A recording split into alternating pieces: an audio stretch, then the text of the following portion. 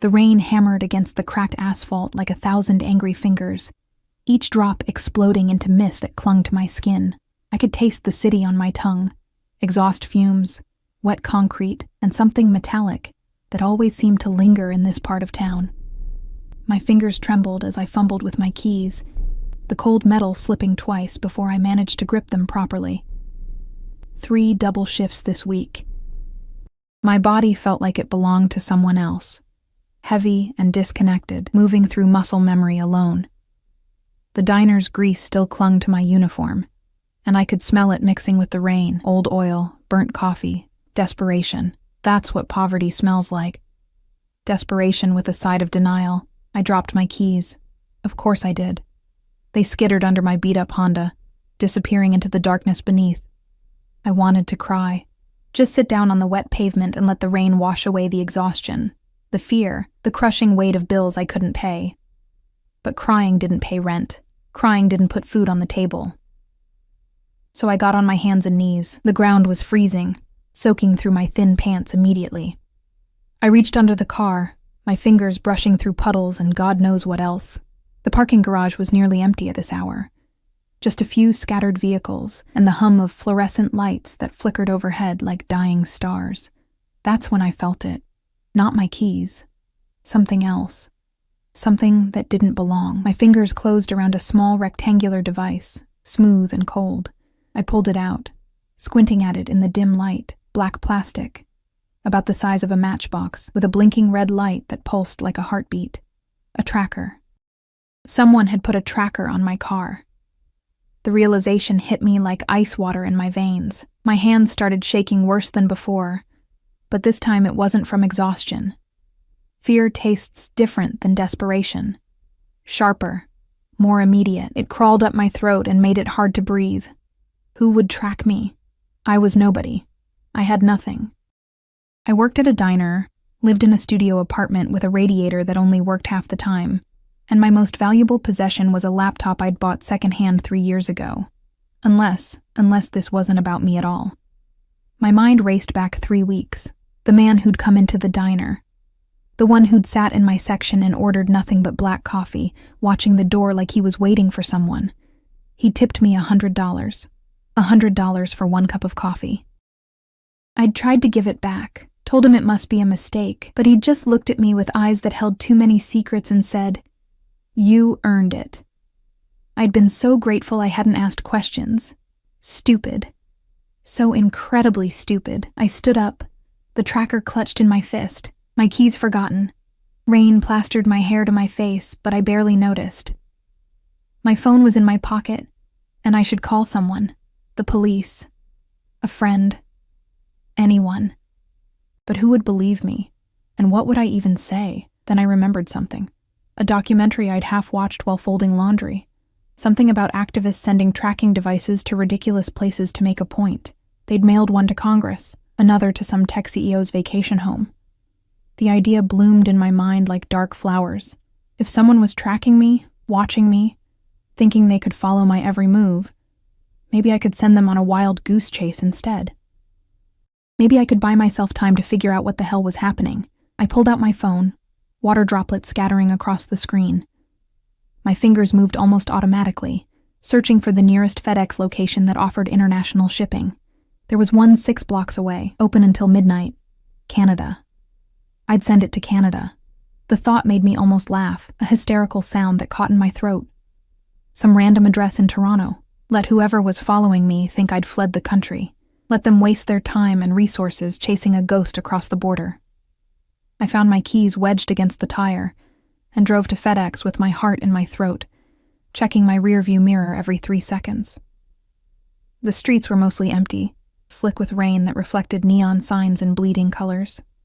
Every car behind me felt like a threat. Every shadow held menace. The FedEx was fluorescent bright and nearly empty.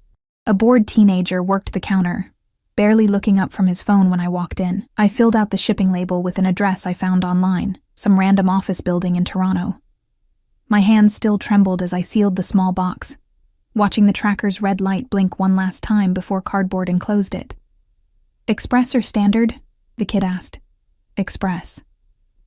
I wanted that thing as far from me as possible. as fast as possible. He processed the payment, and I watched my emergency grocery money disappear into shipping fees. Worth it. Had to be worth it.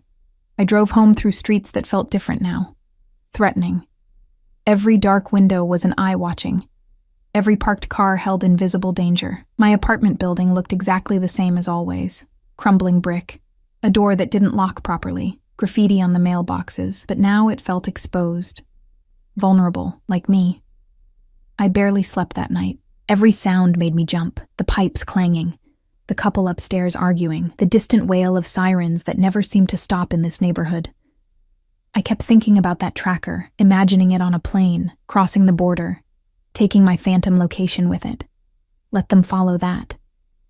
The next morning came too soon. My alarm shrieked at 5:30, and I dragged myself out of bed feeling like I'd been hit by a truck. The diner needed me for the breakfast rush. Bills didn't care about mysterious tracking devices or sleepless nights.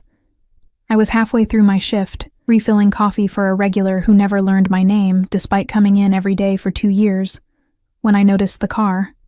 Black. Expensive. So expensive it looked obscene parked outside a diner where the special was meatloaf, and the coffee came in chipped mugs. It idled at the curb, windows tinted so dark I couldn't see inside. But I could feel eyes on me, watching. The coffee pot trembled in my hand. "You okay, honey?" the regular asked, but his voice sounded far away, muffled by the blood pounding in my ears. The car door opened. A man stepped out, and the world seemed to tilt sideways. He was young, younger than I expected. Maybe early 30s, but there was nothing young about the way he moved. Each step was calculated, measured, carrying a weight that made other people on the sidewalk instinctively move aside without knowing why. He wore a dark suit that probably cost more than I made in 6 months, perfectly tailored to a frame that suggested both power and danger. But it was his face that made my breath catch. Beautiful. Devastatingly, cruelly beautiful, in a way that felt almost offensive. Sharp jawline, dark hair styled with careless precision, and eyes. Even through the diner's grimy window, I could see his eyes. Dark, intense. Fixed on me with the kind of focus that made my skin prickle. He wasn't alone. 2 men flanked him, both broad-shouldered and alert, their eyes constantly scanning the street. One touched his ear, an earpiece. Security. Private security for a man who looked like he could buy and sell entire city blocks. They entered the diner, and the morning noise seemed to die. Conversations faltered. The cook dropped something in the kitchen with a clatter that made me jump. The beautiful man walked straight to the counter.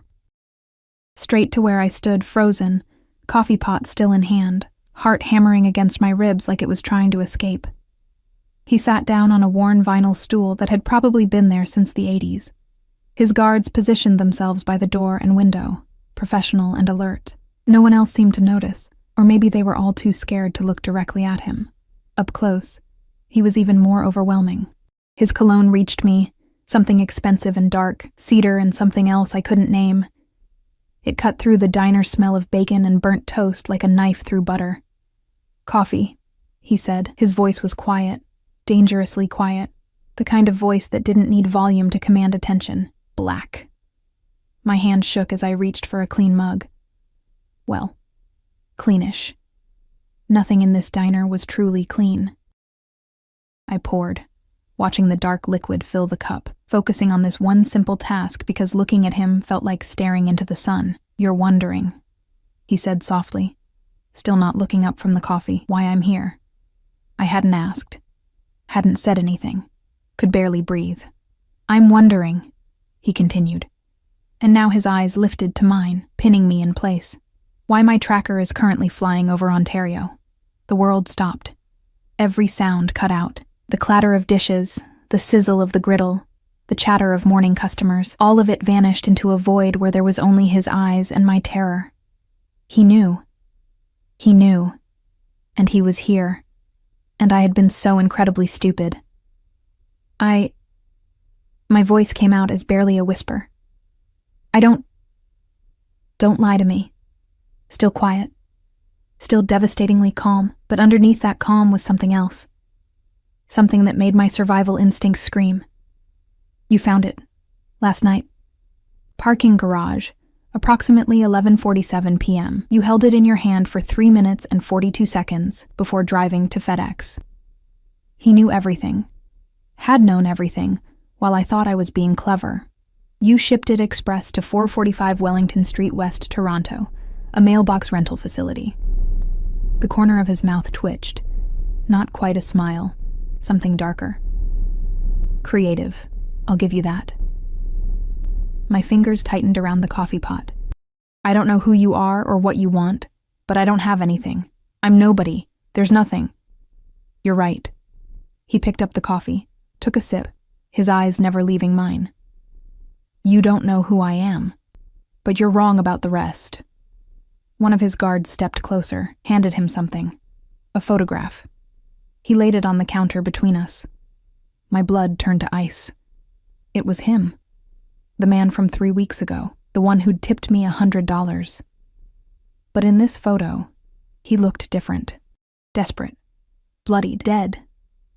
Recognize him? The beautiful man's voice was so soft I had to lean in to hear it. Marcus Chen. He worked for me. Until he didn't. I shook my head, backing away. I just served him coffee. That's all. One coffee. He stole from me. Each word was precisely placed, like pieces on a chessboard. $3 million. And before he died, he mentioned a waitress, said he'd hidden something, said he'd given something to someone who'd never suspect. No. The word burst out of me. No, he didn't give me anything. Just a tip. Just money. And I needed it. I needed it so badly, but that's all it was. I swear, that's all. I believe you. The word stopped my spiral of panic. He believed me? I've had you watched for 3 weeks. Every movement, every purchase, every conversation. He leaned forward slightly, and I could smell his cologne again, mixing with the diner's grease in a way that shouldn't work but somehow did. You're exactly what you appear to be. A woman working 3 jobs to survive, no hidden bank accounts, no secret life, no connections to my world whatsoever. Then why? My voice cracked. Why the tracker? Why are you here? Something shifted in his expression. Something I couldn't read, but that made the air between us feel charged.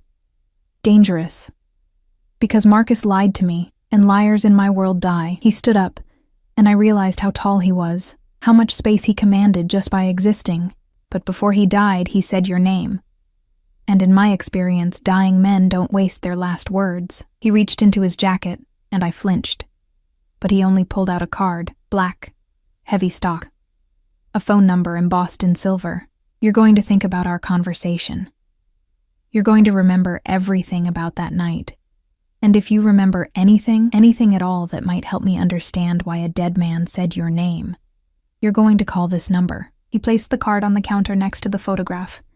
And in the meantime, his voice dropped even lower, intimate and terrifying. You're going to keep that tracker situation to yourself. No police, no friends, no social media posts about the crazy thing that happened, because the people who want what Marcus stole, they're not as patient as I am. He turned to leave, his guards moving with him in synchronized precision. Wait, I heard myself say, my voice stronger than I felt. What's your name? He paused at the door, looking back over his shoulder. The morning light caught his face, making him look almost angelic. Almost. Dante. Just the one word. And yours is Mara, 26 years old, birthday in March. You take your coffee with too much sugar and not enough cream. Your favorite color is blue, but you own nothing blue because you can't afford to buy things based on preference. You're 3 months behind on your electric bill and 2 months behind on rent. You have $17 in your checking account and a maxed-out credit card you use only for emergencies. He knew everything, every humiliating detail of my poverty, my failure, my desperate, struggling existence. And now, he said, his eyes holding mine across the diner, you belong to me. The door closed behind him, the black car pulled away, the world started making noise again. But I couldn't move, couldn't breathe, could only stare at the black card on the counter, at the photograph of a dead man who'd somehow trapped me in something I didn't understand. My manager yelled something about customers waiting. The regular asked for his check. The morning continued around me like nothing had changed. But everything had changed. I picked up the card. It was warm from being in his jacket. And that small detail felt obscenely intimate. You belong to me. What the hell did that mean? I made it through the rest of my shift on autopilot, my hands moving through familiar motions while my mind spun in useless circles. Pour coffee. Take orders. Smile at customers who never really saw me.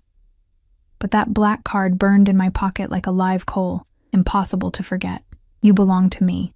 The words echoed in my head with every step, every breath. What kind of person said something like that? What kind of world had I stumbled into where a man could track someone, corner them at their workplace, and claim ownership like it was the most natural thing in the world? I should have gone to the police. That's what normal people did when threatened by dangerous men in expensive suits. But every time I reached for my phone, I remembered his eyes, the casual way he'd recited my financial failures, the photograph of Marcus Chen's dead face. And I remembered his warning, the people who want what Marcus stole. They're not as patient as I am. Patience. He'd called himself patient, like tracking me was a kindness, like invading every aspect of my life was restraint. By the time my shift ended, exhaustion had settled into my bones so deeply I could barely feel my feet. The afternoon sun was too bright after the diner's dim interior, making me squint as I walked to my car. I checked underneath it first, a habit I'd apparently developed overnight, but found nothing. Of course, there was nothing. He didn't need to hide trackers anymore. He'd made his point spectacularly clear. The drive home took me through neighborhoods that shifted from bad to worse. Boarded windows. Graffiti that wasn't art, just anger. People sitting on stoops with eyes that had stopped hoping for anything better. I used to think I was working my way out of this place. 3 jobs, constant hustle, telling myself it was temporary. Now I wondered if Dante saw the same thing when he looked at me, just another broken thing in a broken neighborhood. I parked in my building's lot and sat for a moment, gathering courage to face my apartment. The building super had left another notice on my door yesterday, bright pink paper screaming about overdue rent. My neighbor's television bled through the thin walls at all hours. The hallway always smelled like cigarettes and mildew, but it was mine. The only space in the world that belonged to me. Except it didn't, did it? Not really. Not when someone like Dante could buy my entire building with whatever he kept in his wallet for emergencies. I climbed the stairs slowly, each step an effort. My body was starting to rebel. 3 jobs, terrible sleep, constant stress. How long could a person run on empty before they just stopped? The pink notice was still there, mocking me. I tore it down and unlocked my door. The apartment was exactly as I'd left it. Tiny, worn, clean despite the age of everything, because cleanliness was free and I had my pride even if I had nothing else. My secondhand furniture, my thrift store dishes, my life measured in things other people had thrown away. I dropped my bag and collapsed onto the couch. A lumpy thing I'd found on the curb 3 years ago. The black card fell out of my pocket, landing face up on the coffee table. Silver numbers catching the light. I stared at it for a long time, then I got up and made myself move. Shower, food, normal things, human things. Pretend today was just another day in a long line of difficult days. The shower was lukewarm. The water heater struggled this time of month. But I stood under it anyway, letting it wash away the diner smell, the fear sweat, the feeling of Dante's eyes on me, except that feeling didn't wash away. It clung to my skin like his cologne had clung to the air between us. I was toweling my hair when someone knocked on my door. My heart stopped. 3 firm knocks. Deliberate. Patient. I stood frozen, water dripping down my back. Every horror movie I'd ever seen playing in my head. Nobody knocked on my door. I had no friends who visited. No family who cared. The super just left notices. 3 more knocks. Same rhythm. Same terrible patience. I grabbed my phone, finger hovering over 911, crept to the door, looked through the peephole. A man stood in my hallway. Not Dante.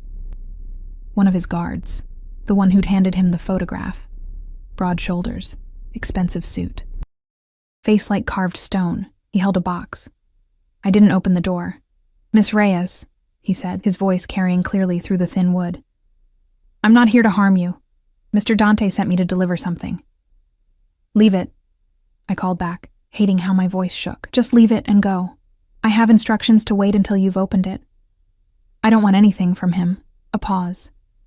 Then, surprisingly, something almost like sympathy in his voice. Miss Reyes, I'm going to stand here until you open this door, or until Mr. Dante tells me otherwise. It's cold in this hallway. The sooner you take the box, the sooner I can leave. I looked down at myself, still in my towel, hair dripping, every inch of me screaming vulnerability. But he was right. He'd wait. Men like him were paid to wait, to follow orders, to be immovable objects. I threw on clothes, jeans, a sweater, and opened the door just enough to reach through. Give it to me. He handed over the box. It was heavier than I expected, wrapped in plain brown paper. His eyes flickered over my apartment, taking in details, and I hated him for it. Hated that someone else was cataloging my poverty, adding it to whatever file they kept on me. One more thing. He reached into his jacket. I stepped back, ready to slam the door, but he only pulled out an envelope. Thick. The kind that held either very good news or very bad news. What is it? I don't know. I follow orders, Miss Reyes. I don't ask questions. He set it on top of the box. Have a good evening. He walked away, his footsteps heavy on the stairs. I waited until I heard the building's front door close before I brought everything inside and locked every lock I had. The box sat on my coffee table like a coiled snake. I opened the envelope first. Money. Cash. $100 bills bound in neat stacks. I counted with trembling fingers. $5,000. $5,000. Like it was nothing. Like buying off a waitress's desperation was just another Tuesday transaction. A note card was tucked between the bills. Heavy cardstock. Masculine handwriting. For your rent and bills. This isn't charity. Consider it an advance on services you'll provide. Services. What services? What did he think I could possibly offer him? I set the money aside, too angry to appreciate it, too desperate to refuse it, and opened the box. Clothes. Designer clothes. I recognized some of the labels from magazines I'd flipped through at the grocery store while waiting in line. A dress. Dark blue. He'd said blue was my favorite. The fabric felt like water between my fingers. So soft it seemed impossible. Shoes. Real leather. The kind that molded to your feet instead of giving you blisters. Underwear. I dropped those immediately, my face burning. He'd sent me underwear. Expensive underwear that probably cost more than my entire current wardrobe. At the bottom of the box, another note. Tomorrow night. 8 p.m. The address is on the back. Wear the blue. I flipped the card over. An address in the part of the city where people like me didn't go, where buildings had doormen and parking garages and the kind of security that asked questions. He was insane. He had to be insane. You didn't just summon people like they were employees. You didn't track them, invade their lives, and then expect them to show up in a dress you'd bought them. I should refuse. Should take his money and his clothes and throw them in the dumpster. Should block his number, change my shifts, disappear into the city's masses. But even as I thought it, I knew I wouldn't. Because he'd been right about everything else. The $17 in my account. The overdue bills. The desperate, clawing fear that I'd end up on the streets, another invisible person the city stepped over without seeing. $5,000 would keep me afloat for months, would give me breathing room I hadn't had in years. And maybe if I went, if I listened to whatever he wanted, I could figure out how to get out of this, how to convince him I was useless, how to make myself so boring, so ordinary, that he'd lose interest and move on to more important things. I held the dress up to the fading light from my window. It was beautiful, the kind of beautiful I'd never imagined touching, let alone wearing. For just a moment, I let myself imagine it, walking into some expensive restaurant or whatever place he'd summoned me to, wearing something that actually fit properly, that made me look like I belonged. The fantasy died quickly. I didn't belong. Not in his world. Not anywhere near a man who spoke about ownership like it was his right. But I'd go. God help me, I'd go. Because poverty makes you do things pride says you shouldn't. Because fear is a better motivator than dignity. Because somewhere in the last 24 hours, my life had stopped being mine, and I didn't know how to take it back. I spent the next day in a haze of anxiety and terrible sleep. Called in sick to my evening shift at the diner. The first time I'd called in sick in 2 years. Used some of Dante's money to pay my rent in cash, watching the super's eyebrows rise when I handed over the bills. Took the pink notice down and threw it away, feeling a satisfaction that immediately curdled into guilt. This was what he wanted, to make me dependent, to tie me to him with money and fear until I couldn't remember what freedom felt like. By 7 p.m., I was staring at myself in my bathroom mirror, barely recognizing the woman looking back. The dress fit perfectly. Of course it did. He'd known my size, probably down to the inch. It hugged curves I usually hid under baggy clothes, made my skin look less tired, made me look like someone who mattered. The shoes were torture, beautiful torture, and I wobbled in them like a newborn deer. My hair, usually pulled back in a practical ponytail, hung loose around my shoulders because nothing else seemed to fit the dress. I looked expensive, like a convincing forgery of someone important. The address was 40 minutes across the city by bus. I couldn't afford a cab, wouldn't afford a cab, even with his money burning in my pocket. The bus was crowded with evening commuters, and I felt their eyes on me. The dress was all wrong for public transportation. Too nice, too out of place, just like me. The neighborhood shifted as we traveled, getting cleaner, brighter, safer with each stop.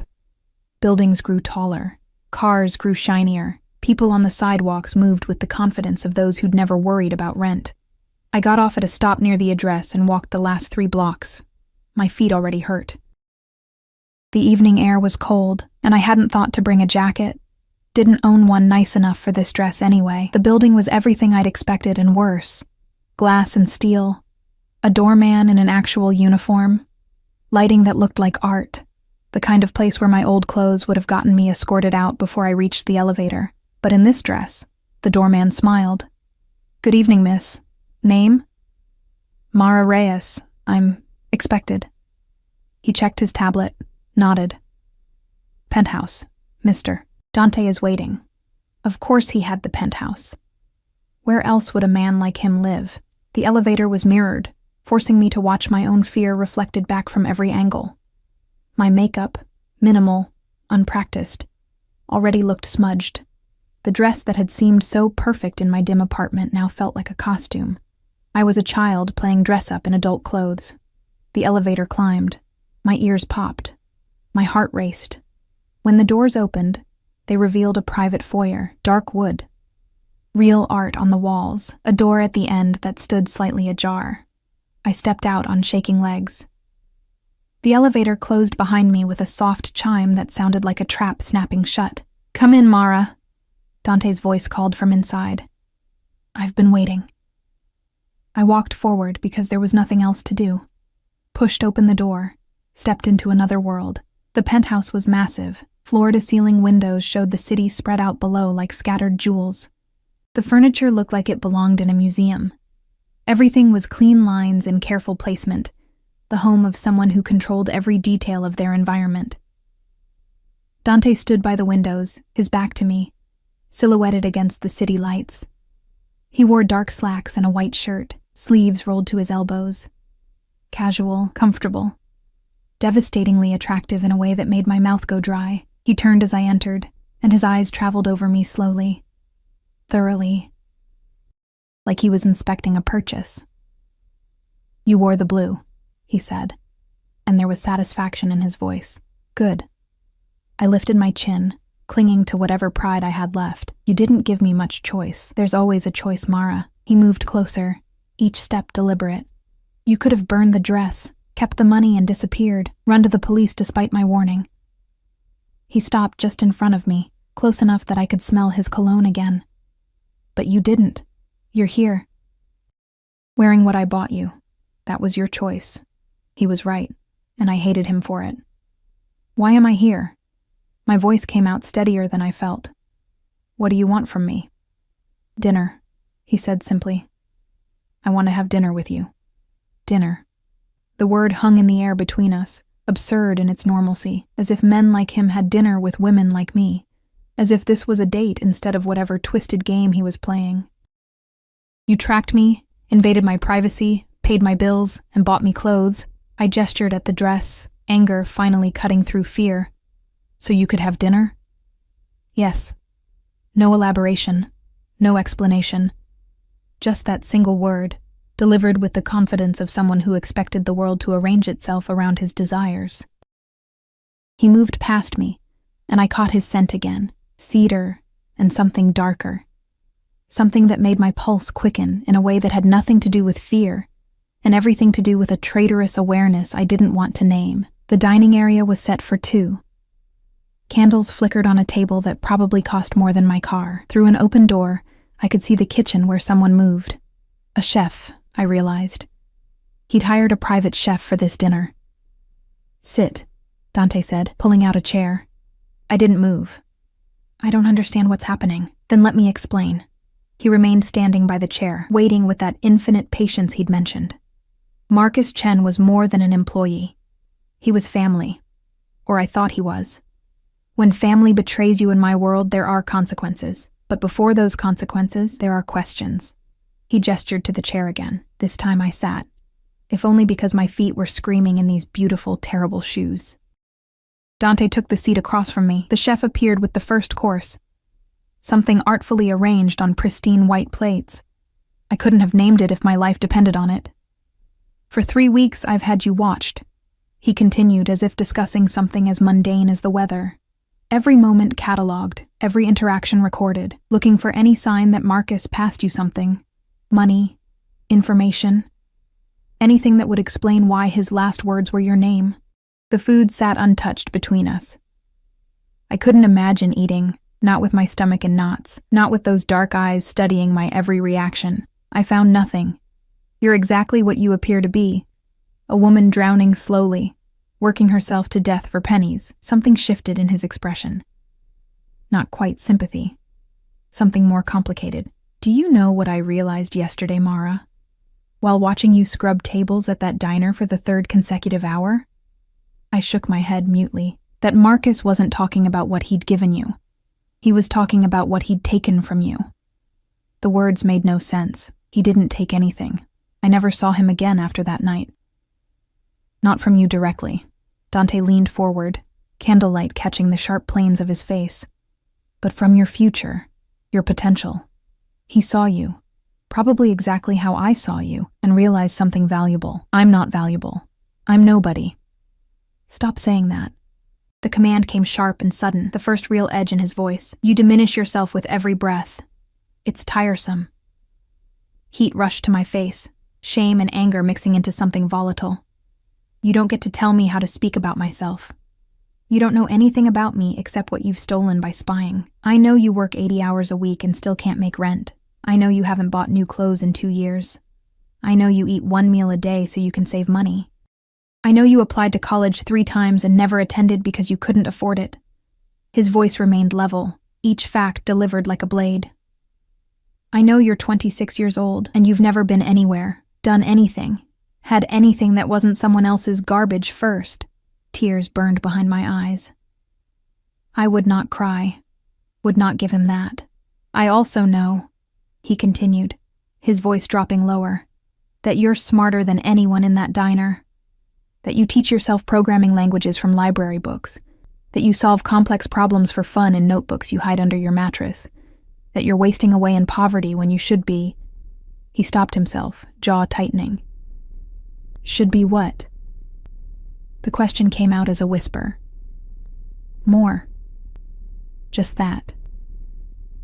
You should be more than what that neighborhood allows you to be. I picked up my fork, if only to have something to do with my hands. The food was probably incredible, but it tasted like ash in my mouth. This is insane. You can't just decide someone should be more and then, what? Buy them? Claim them? Why not? No shame in the question, pure curiosity. I have resources you'll never access on your own. Opportunities that would take you decades to earn, if you survived long enough. I could change your life with a phone call. In exchange for what? Because there was always an exchange. Always a price. What do you really want from me, Dante? He was quiet for a long moment, studying me with an intensity that made my skin prickle. When he finally spoke, his words were careful, measured.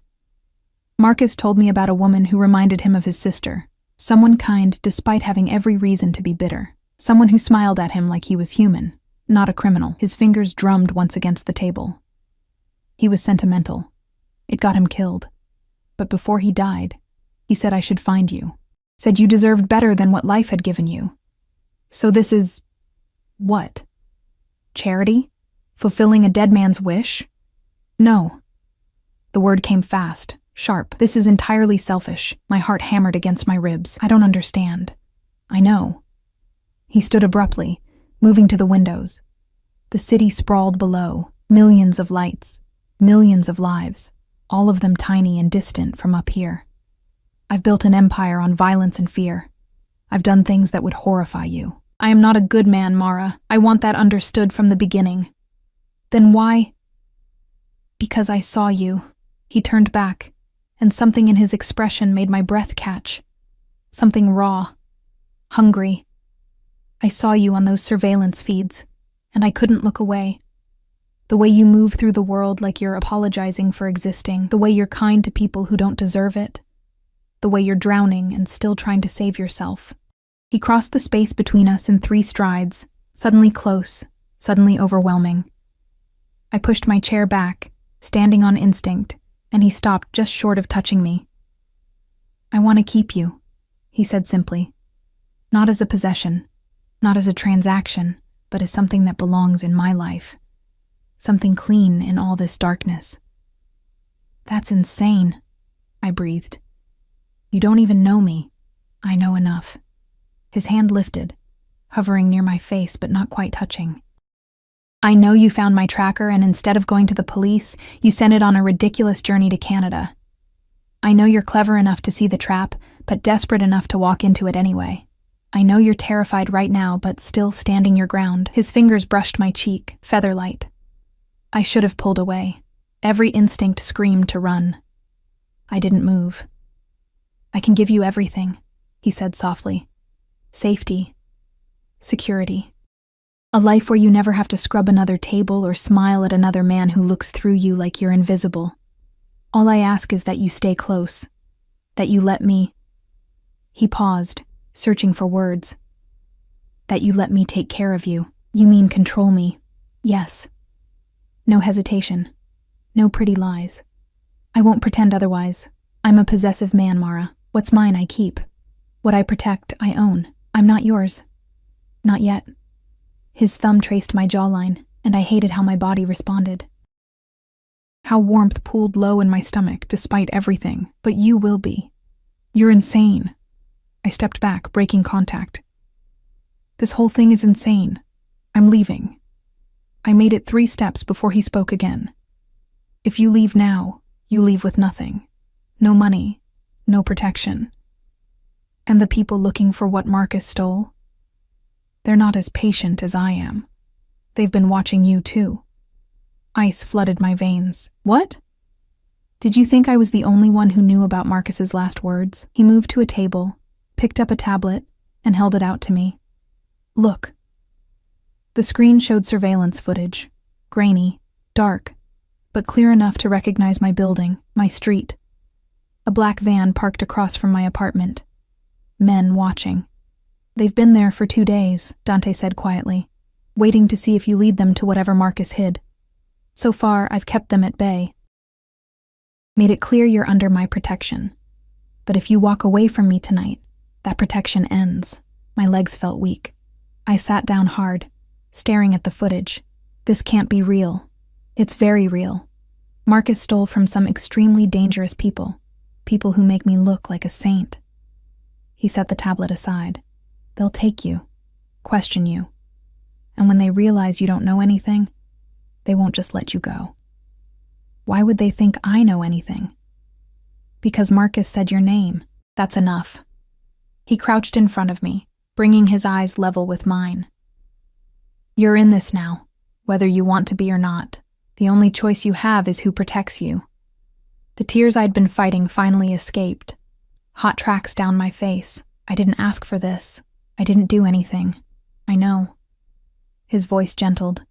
Life isn't fair, Mara. You of all people should know that by now.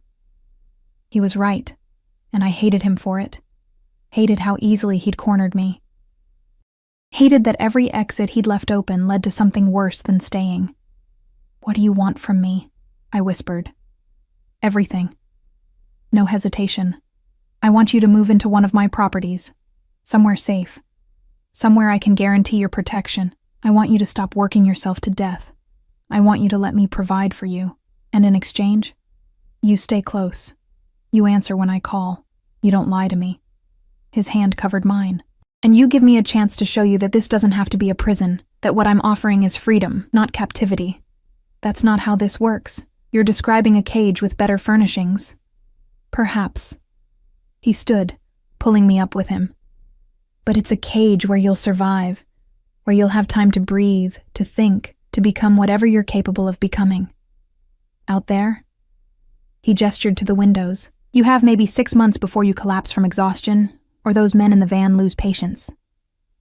My mind raced, looking for options that didn't exist. Every path led back to him. Every choice was an illusion. I need time, I finally said. I need to think. No. Firm. Final. You decide now, Mara. Stay or go. But choose knowing that leaving means you're on your own. The penthouse felt too small suddenly. Too warm, the walls closing in like a trap. I looked at him. Really looked at him. Trying to see past the beautiful face, the expensive clothes, the carefully controlled exterior. Trying to see what kind of man made offers like this. What kind of monster claimed ownership of another person and called it protection. But all I saw was certainty. Absolute conviction that this was right.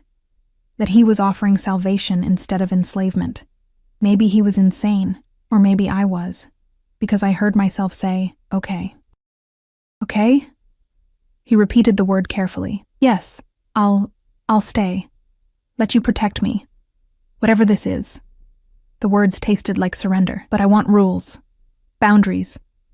I'm not just some doll you can move around however you want. Something fierce and triumphant flashed across his face. Name them. My own space, my own room. You don't just walk in whenever you want. Agreed. I keep my phone, my independence. I can come and go, within reason. His voice hardened slightly. After what I've shown you, you have to understand that you can't just wander around unprotected. I wanted to argue, but he was right. The van, the men watching, this was real danger, not just his manipulation. Anything else? He asked. If I want to leave, if I change my mind, you let me go. Silence stretched between us. His jaw tightened. Something dark flickered in his eyes. No, he said finally. That's the one thing I can't promise. Once you're mine, Mara, I don't let go. That's not... I'll give you everything else.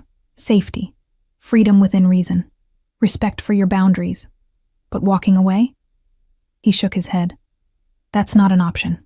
Not until this is resolved. Not until you're safe. And when will that be? When I've found what Marcus stole. When I've dealt with the people hunting for it. When the threat is neutralized. And if that takes years, his smile was sharp, dangerous. Then you'll be mine for years. I should have run. Should have taken my chances with the men in the van. Should have done anything except what I did. Which was nod. Accept. Agree to become something I didn't have a name for yet. Good, Dante said, and his hand cupped my face with surprising gentleness.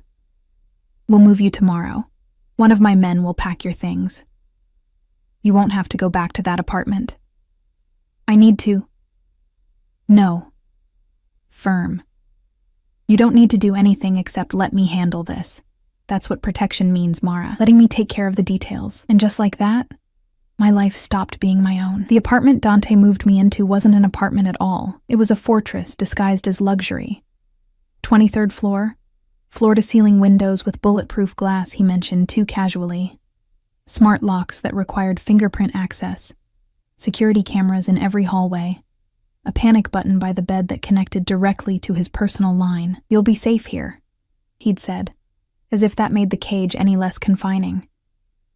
That first night, I stood at those windows and watched the city breathe below.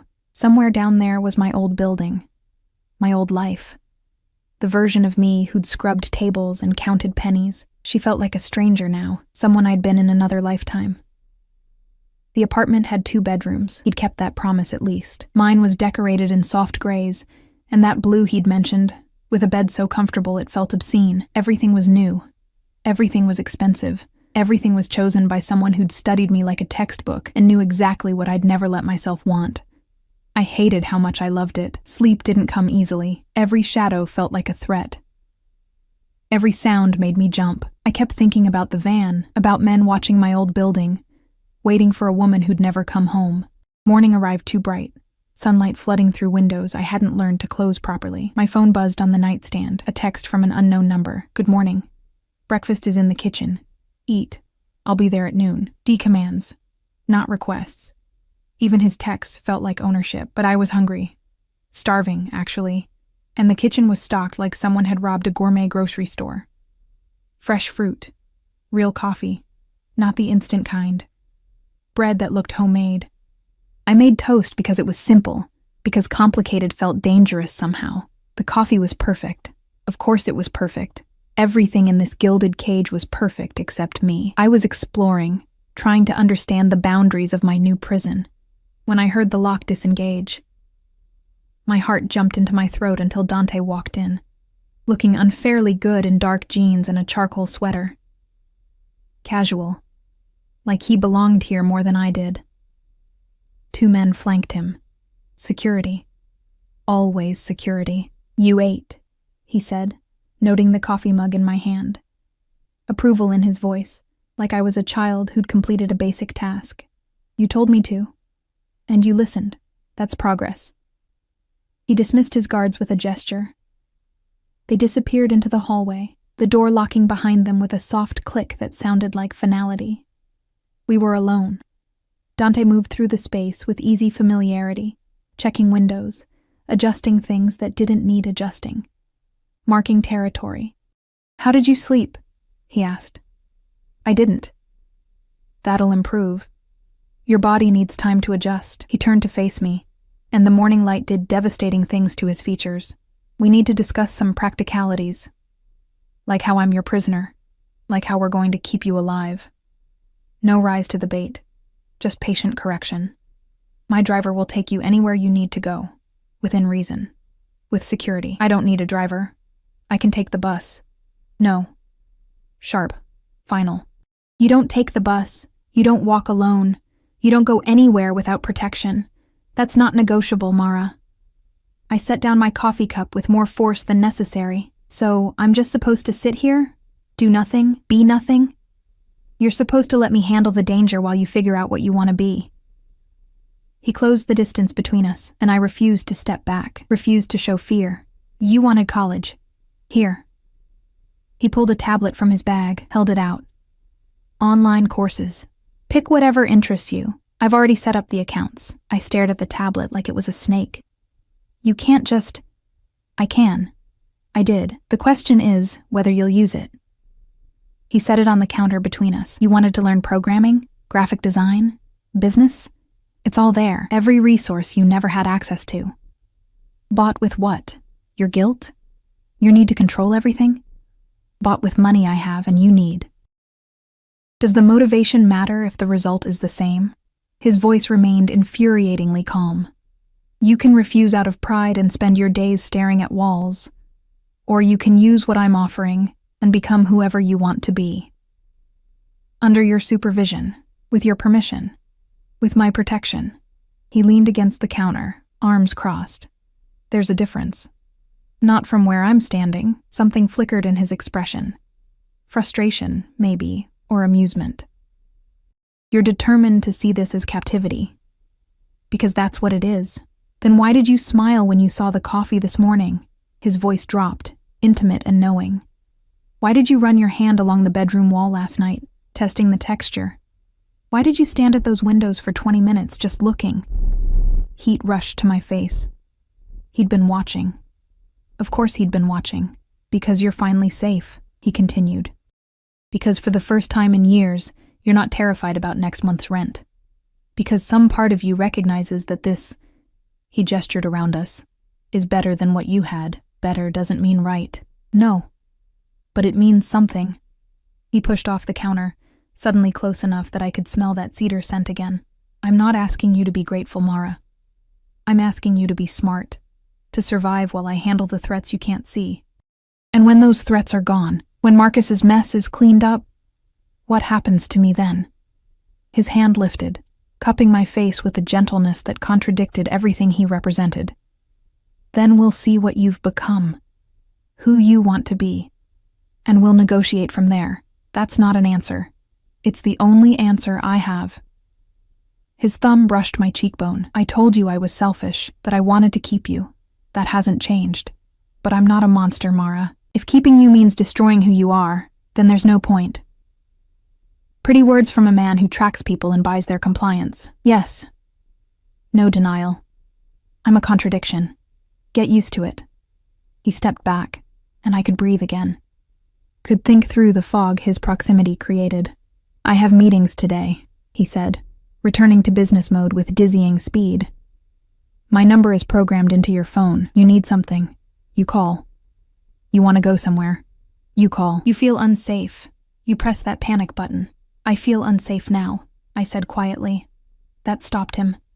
He turned back, something raw crossing his face. Because of me? Because of everything. This apartment, the guards, the tablet full of opportunities I'm supposed to be grateful for. You. I wrapped my arms around myself. Because 3 days ago I was nobody, and now I'm...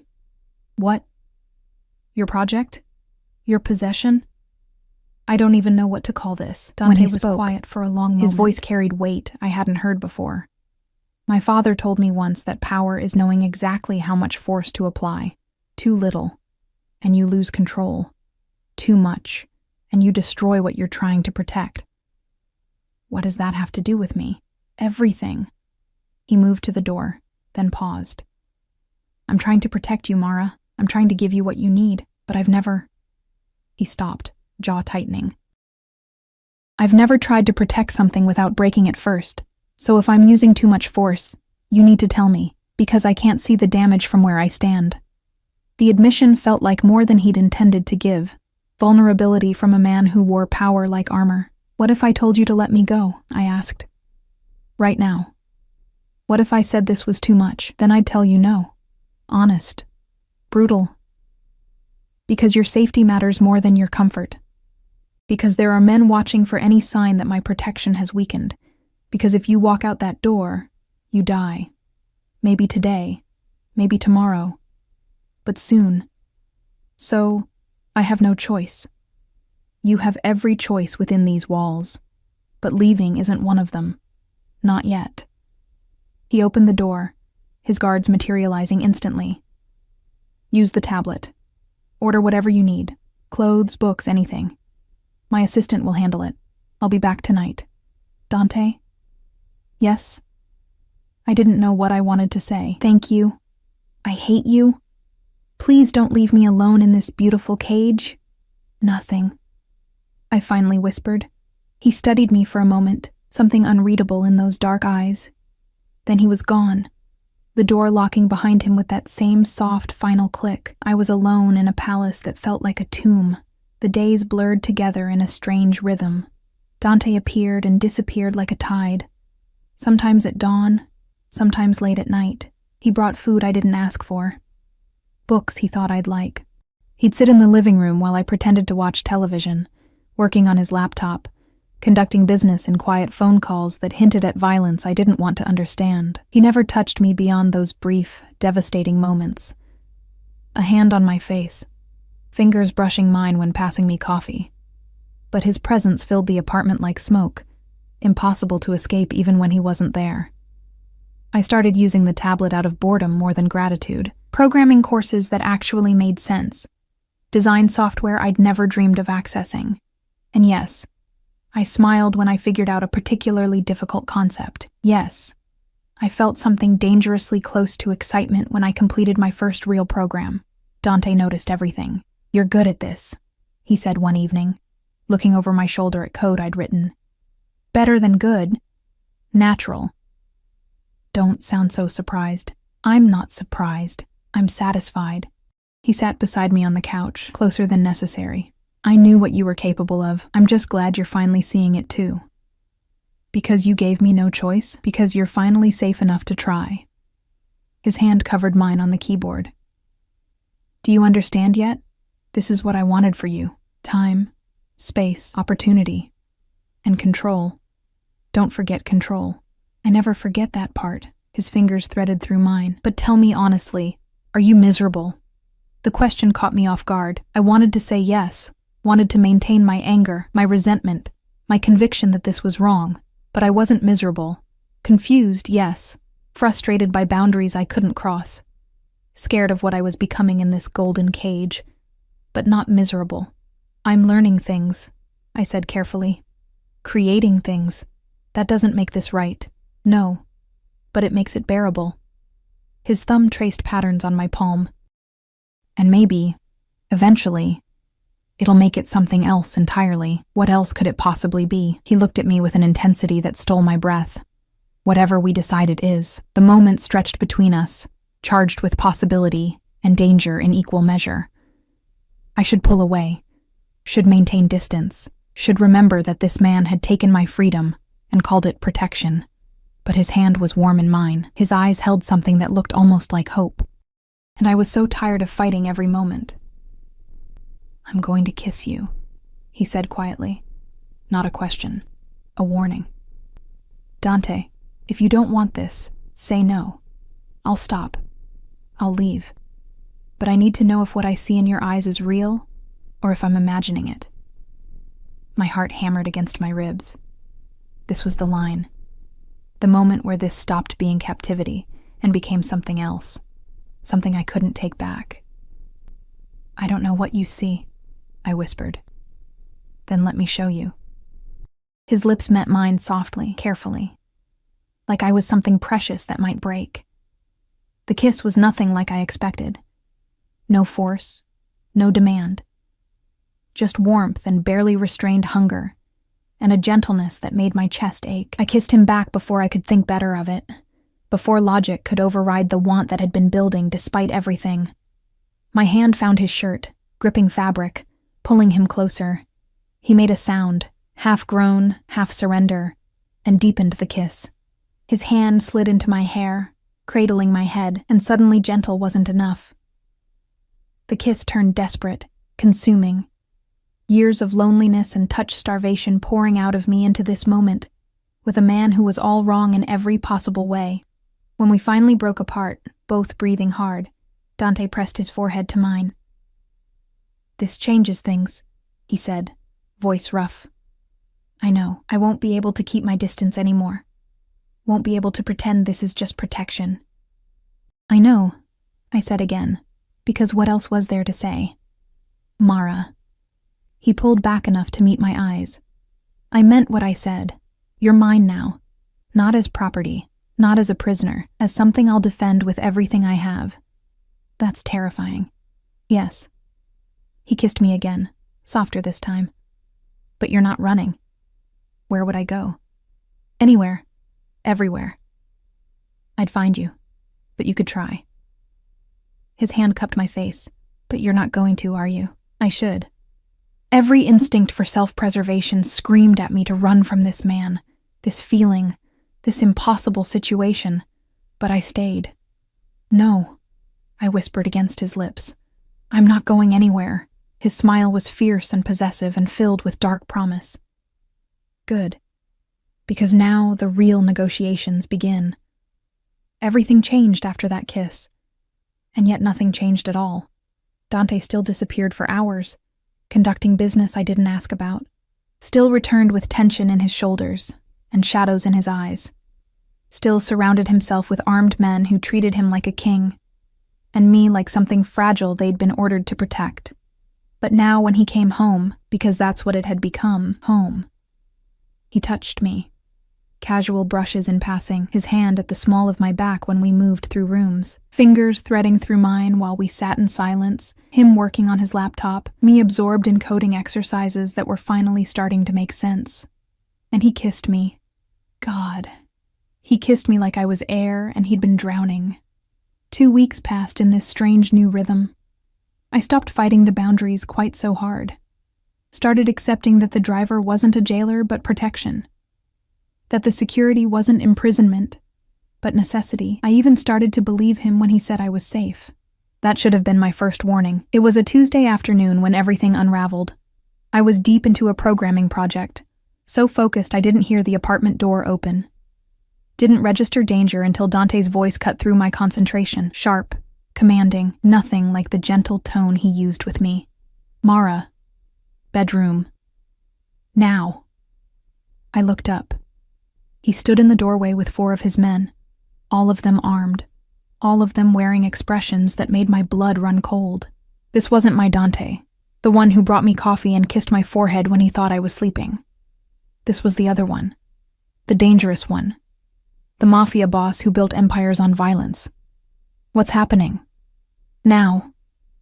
No room for argument. Lock the door. Don't open it for anyone but me. Fear spiked through my chest. Dante, they found you.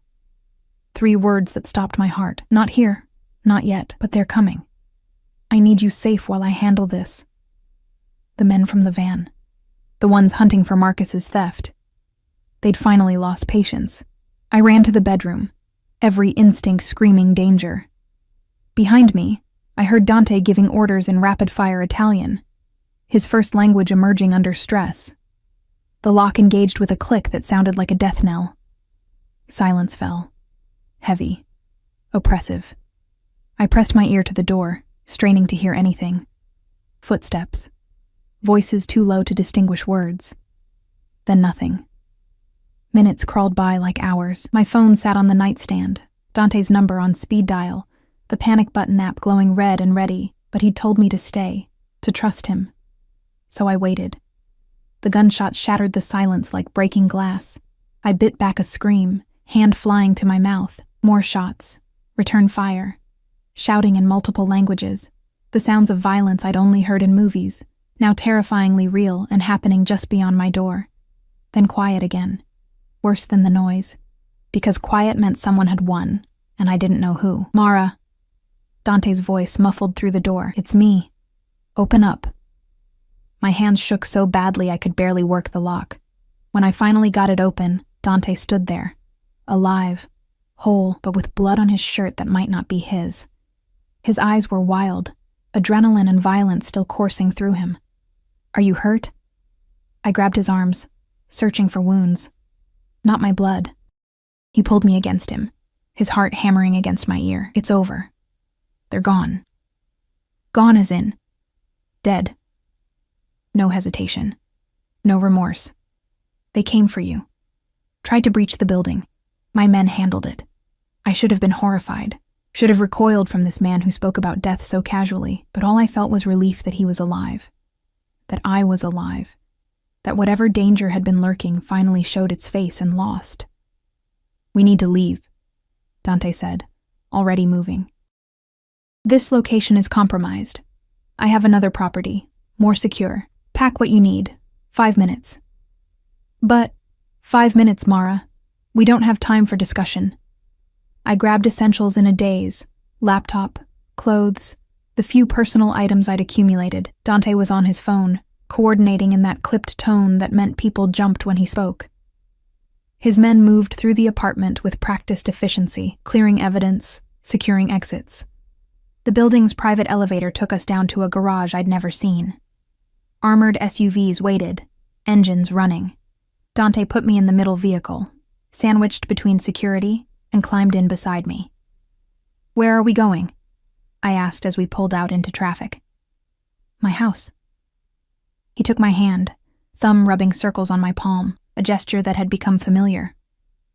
Comforting. My actual home. Not a safe house. Not a property. Home. Why now?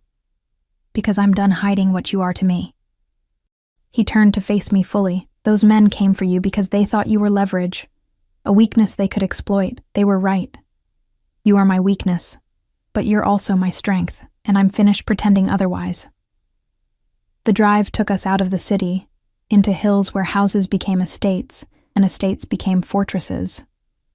Dante's home sat behind gates and walls and security checkpoints that made my previous apartment look like a child's toy. But inside, it was different than I expected. Yes, it was massive. Yes, everything screamed wealth and power, but it also felt lived in. Books scattered across tables, art that looked chosen for love rather than investment, a kitchen that showed signs of actual use. My mother decorated most of it, Dante said, watching me take it all in. Before she died, I haven't changed much. It was the first personal thing he'd ever told me. The first crack in the armor. I didn't know you lost her. Cancer. He set down my bag, ran a hand through his hair. She would have liked you. Would have said I was too rough with you, too controlling. She would have been right. Probably. A ghost of a smile. But she also would have understood why. My father taught me that what you love, you protect. What you claim, you defend. She tried to soften those edges, but he shrugged. Some things are too deeply ingrained. I moved closer to him, drawn by vulnerability I'd never seen before. Tell me about them. Your parents. So he did. We sat in his living room while afternoon bled into evening, and he told me stories. His father, ruthless and brilliant, who built an empire from nothing. His mother, gentle but fierce, who loved a dangerous man and made him human. How they'd taught him contradictory lessons. Be hard, be kind, trust no one, love completely. They sound complicated, I said. They were. But they loved each other impossibly. Even when it was dangerous, even when it made no sense, he pulled me closer, and I went willingly. I used to think that kind of love was weakness. Now I think I was wrong about a lot of things. His lips found my temple. You've changed me, Mara. Made me question rules I thought were absolute. Like not getting attached to the women you're protecting. Like thinking protection and possession were the same thing. He tilted my face up to his. I've been doing this wrong. Trying to keep you safe by keeping you small. Contained. But that's not what you need. What do I need? Space to grow. Freedom to choose. Trust that you can handle more than I give you credit for. His thumb traced my bottom lip. I've been so focused on the cage being comfortable that I forgot you never wanted a cage at all. Tears pricked my eyes. You're saying you'll let me go? God, no. His laugh was rough. I'm saying I'll make the cage bigger. Give you room to breathe while keeping you safe. Let you have opinions about your own protection instead of just deciding everything for you. That's growth, I suppose. It's terrifying is what it is. He kissed me softly. I'm not good at compromise, Mara. Not good at sharing control. But for you, I'll try. Why? I pulled back to see his face. Why me? You could have anyone. Someone who fits your world. Someone who understands because you're real. Simple. Devastating. Everyone else in my life wants something. Power, money, protection. You just wanted to survive, to be left alone, to have enough. His hands framed my face, and when I gave you more, you didn't grab for it. You questioned it, fought it, made me work for every inch. I'm still fighting it. I know. It's one of the things I love most about you. The word hung between us, love. He'd said it so casually, like it didn't change everything. Dante, I know it's too soon. I know I've done everything wrong. I know you have every reason to tell me to go to hell. His forehead pressed to mine, but I look at you, and I see my future. See something worth being better for. And I'm not fool enough to let that go just because the timing's wrong or the circumstances are insane. I should have been scared. Should have run from declarations that felt like chains disguised as promises. But I'd been running my whole life from poverty, from hopelessness, from a future that held nothing but more of the same. And here was a man offering me something different. Dangerous and complicated and absolutely wrong in every rational way, but also real, present, wholly committed in a way no one had ever been for me. I don't love you. I said, and watched something flicker in his eyes. Pain, quickly masked. Not yet. But I could. If you keep your promises, if you give me room to breathe, if you remember I'm a person, not a possession, I can do that. His voice was rough. I will do that. And we need to talk about what happens next. Really talk. Not you deciding and me accepting. Agreed. Starting with what you found, what Marcus stole. The reason any of this happened. I pulled back, needing space to think clearly. I deserved to know everything. Dante was quiet for a long moment. Then he stood, moved to a safe I hadn't noticed, and pulled out a folder. Inside were documents, account numbers, photographs. Marcus didn't steal money, he said. He stole evidence. Proof of corruption that went all the way to the top of the city. Police, judges, politicians. People who were using my organization to launder their dirty money while pretending to fight crime. I stared at the papers. This is enough to bring down half the city's leadership. Marcus was going to sell it to the highest bidder. Use it to buy his way out. Dante's jaw tightened. He was family. I would have let him leave if he'd just asked. But he chose betrayal instead.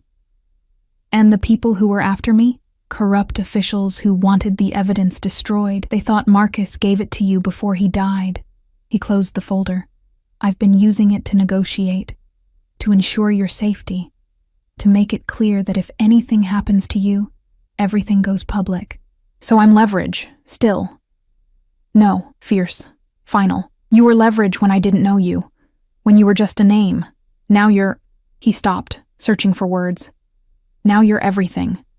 And this? He gestured to the folder. I'm releasing it tomorrow, all of it. Letting it burn whoever it burns. You'll make enemies. I already have enemies. What I need is you, safe, without this hanging over our heads. The weight of what he was saying hit me. You're giving up leverage, power. For me. Yes, that's insane. Probably. He smiled, and it transformed his face. But you make me want to be better than what I am. Want to build something clean instead of just managing the dirt. I looked at this man, this beautiful, dangerous, impossible man, and saw something I'd never expected to see. Hope, not just for me, but for both of us. For a future that wasn't just survival, but actually living. Okay? I said softly. Okay? Let's try. Really try. Not protection and possession, but partnership. Equals figuring out how to make this work. His smile widened. Equals might be pushing it. I'm still going to be possessive and overprotective and controlling. And I'm still going to fight you on it. I'm counting on it. He pulled me close again, and this time I melted into him. But we'll figure it out together. I'll give you space. You'll give me patience. We'll both probably fail spectacularly. Sounds perfect, I said against his chest, and somehow, impossibly, it did. The months that followed weren't easy. Dante released the evidence, and the city erupted. Arrests, resignations. His organization took hits from rivals who saw the chaos as opportunity. There were threats, close calls, nights when he came home with that dangerous edge and I had to remind him I wasn't fragile. But there were good moments, too. He enrolled me in university, real classes, real degree. Gave me space to build my own life within the protection he insisted on. Let me make decisions about our future, instead of just announcing them. We fought. God, we fought. About boundaries and control, and his absolute refusal to ever let me take unnecessary risks. But we also learned to compromise, to see each other as partners instead of captor and captive. I learned about his world. The violence, yes, but also the loyalty. The way he protected people who had nowhere else to turn. The strange honor in what he did, even when it was dark. And he learned about mine, came to my first college presentation, and sat in the back, looking absurdly out of place and intensely proud. Celebrated when I got my first freelance programming job, listened when I talked about dreams that didn't include his world at all. I want to start a nonprofit, I told him one evening, 6 months after everything changed. Use technology to help people like I was. Give them opportunities. Do it. No hesitation. Whatever you need. I'll fund it. I don't want your money for this. I want to build it myself. He smiled. Then I'll be your first client, pay you absurd amounts for mediocre work until you're successful enough to turn me down. You're impossible. And you're brilliant. He kissed me thoroughly. Have I mentioned that I love you? He had. Many times. Until finally, 3 months ago, I'd been able to say it back and mean it completely. Now, standing in his kitchen, our kitchen, making coffee while he worked at the table, I looked at this life we'd built from chaos and thought about how far we'd come. What are you thinking about? Dante asked, not looking up from his laptop. That you were right. Sort of. I usually am. About what specifically? That I needed time, space, safety. I brought him coffee. Black, the way he liked it. But you were wrong too. About? He pulled me onto his lap, arms circling my waist, thinking you could keep me. That I'd belong to you. I touched his face, feeling the rough stubble under my fingers. I don't belong to you, Dante, but I choose you. Every day. That's better. His eyes softened. It is better, harder, but better. Ready for harder? Always. He kissed me slowly. What did you have in mind? I pulled out the test I'd taken that morning. 2 lines, clear and unmistakable. Dante stared at it, expression cycling through shock, fear, and something else. Something that looked like wonder. You're pregnant. I held my breath. I know we didn't plan this. I know your world is dangerous, but nothing. His hand spread across my stomach, protective and possessive and gentle all at once. This is everything. You're not scared? Terrified. Honest. Always honest now. But also, his voice broke slightly. Also sure. About you. About us. About building something better for them. Them? I laughed through sudden tears. It's barely cells at this point. Them, he repeated firmly. Our family. The life we're choosing instead of the one that was chosen for us. I kissed him then, pouring everything into it. Love and fear and hope and certainty. This man who'd tracked me, caged me, and then set me free in all the ways that mattered. I love you, I whispered against his lips. I know. His smile was everything, dangerous and gentle, possessive and freeing. You chose me, remember? Best decision you ever made. Second best, I corrected. First was mailing that tracker to Canada. His laugh filled the kitchen, filled our home, filled the life we'd built from impossible circumstances. And somewhere in the city below, people went about their lives, never knowing that a waitress who'd found a tracker and a mafia boss who'd lost his heart had somehow found each other in the chaos. Some love stories were gentle, quiet, expected. Ours was forged in danger and desperation, built on compromises and complications, shaped by a man who didn't know how to love softly and a woman who refused to be owned. But it was ours, chosen, real, and in the end, that was everything. The city lights sparkled below us as evening fell, and I stood at those windows, the ones that once felt like prison bars, with Dante's arms around me and his child growing inside me, and thought about the woman I'd been, the one who'd scrubbed tables and counted pennies and believed she'd never be more than invisible. She deserved to know she was wrong, that sometimes the tracker you find under your car leads exactly where you need to go, even if the destination is nothing like you imagined.